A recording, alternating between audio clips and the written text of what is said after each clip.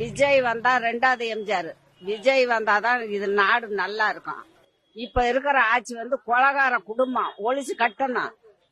என்ன முதல்ல ஏமாவனா பிடிச்சி உள்ள போடணும். என்ன பிச்சை எடுக்க விட்டானுங்க. விஜய் வந்தாதான் நல்லா இருக்கும் நாட்டுக்குப்பா. முன்ன வச்ச கால மக்களுக்கு உதவி பண்ணுவான்ல.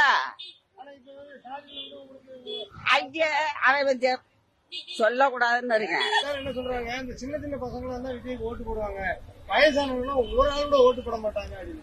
எல்லாம் தமிழ்நாடு பூரா வயசானவங்க, சின்ன வயசு பெரிய வயசு 20 வயசு பையன் காலேஜ் படிக்கிறவன் எல்லாம் இன்னைக்கு எல்லாம் லீவ் போட்டுட்டு எல்லாம் அங்க வந்துருச்சு மரக்கடைக்கு. என்ன தெரியுமா எம்மா கூட்டம் தெரியுமா? ஏர்போர்ட்டை விட்டு காரை விடல.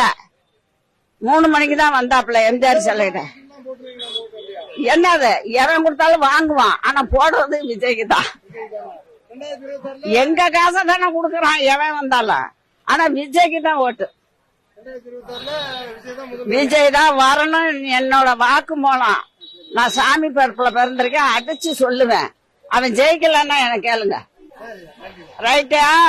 தம்பிய முன்ன வச்ச கால பின்ன வைக்காத. முதல்ல ஏமாவனுங்களை பிடிச்சு உள்ள போட.